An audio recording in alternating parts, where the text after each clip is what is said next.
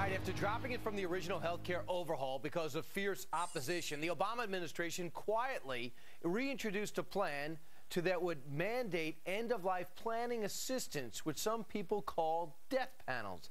Is this just backdoor politics? Our Radio Rumble here to rumble. They're talking about what America thinks and told them. We have talk show host Ben Ferguson here, Nancy Skinner, and Dom Giordano. Welcome to all of you. First things first, Ben, what's your reaction to this end-of-life consultation that is now in the healthcare, in Obamacare? Well, the American people didn't want it, first and foremost. And the other thing is, most people know that for the math to work with Obamacare, people have to die at a younger age because end-of-life care is what's the most expensive. So this administration's looking at the math going, hey, look, we got to have people make decisions to go earlier. We don't need to extend their life as long because otherwise we can't afford to pay for it. So that's exactly what's happening. They said, hey, we don't care what the American people think. We're going to do it anyway, even though they didn't want it the first time. Nancy, a lot of people think this is heading towards rationing. Telling people their options, not offensive.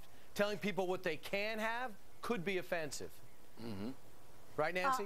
We need to put an end to the end-of-life myth, or else we could talk about Filegate or Vince Foster or something like this. This is, Ben, this is not mandated. This says, and I was a hospice volunteer for many years, and this says if you want your doctor to give you an advance directive, in other words, you do estate planning, you do a living will, you give an advance directive that says how aggressive do you want the end-of-life, your end-of-life treatment to be? Do you want to be like Terry Schiavo on a machine for 10 years or not? And Medicare this has nothing to do with Terry Schiavo. If you choose. Hey, can I get in on this? Hey, Brian, Nancy.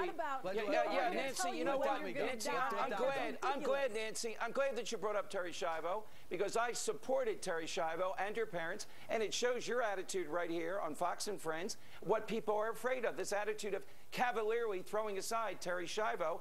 Blumenauer, the guy from Oregon who is the architect of this, told supporters, Nancy and everyone, that we shouldn't tout this, we shouldn't celebrate it. Why? If this is such a good proposal, why does he want to go quiet? Dom, that's probably the strongest argument. If you don't give them any advanced planning, you will be a Terry Schiavo. Nancy, hold it. That's probably the strongest argument for people to fear it is the fact that they wanted to keep it quiet. Now I want to move to another topic. Robert Gibbs, Sunday, talked about possible changes within the Obama cabinet. Listen. I don't expect, quite honestly, big changes. I think we've had a very capable and good cabinet that has helped move the president's agenda forward. I think there's obviously a lot that has to be done at Treasury to implement financial reform, at HHS to implement health care reform, and I think we have a very talented team. All right, we're going to stay pat. Well, what are the people telling you? Let's begin with you, Ben. Can we? Let me know what your listeners are saying. Who should be in, who should be out? Yeah, I mean, the majority of the listeners say doing the same thing over and over again and expecting a different result is insanity. And that's exactly what this administration has done. They said, hey, we don't think there's a problem, or even if we do think there's a problem, we think the people in charge that have been doing a bad job should stay and continue to do a bad job. The American people want change from this president for once. And that means new ideas and new people that actually understand business and the economy. None of his cabinet does that or understands it. Well, you have Larry Summers who says, I'm leaving as soon as you get me a replacement. Axelrod's going to Chicago. Robert Gibbs, what do you think, Nance? You know, I'm not sure if he's ready to move on to a different position, but well, Ron what do you think? What are your listeners saying? What are your listeners saying?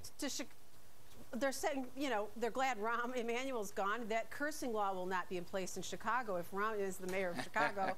I guarantee you that.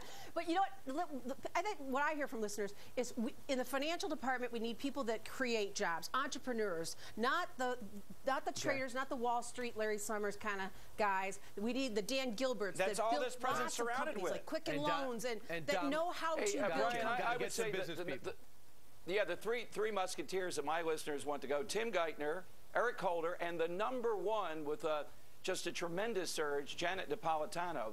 She's become the face of outrage among my listeners. All right, good polling. Dom Giordano, Nancy Skinner, Ben Ferguson, thanks for a fiery three-headed debate. Good job. Thanks for having us. Thank you. All right, we move ahead to the second.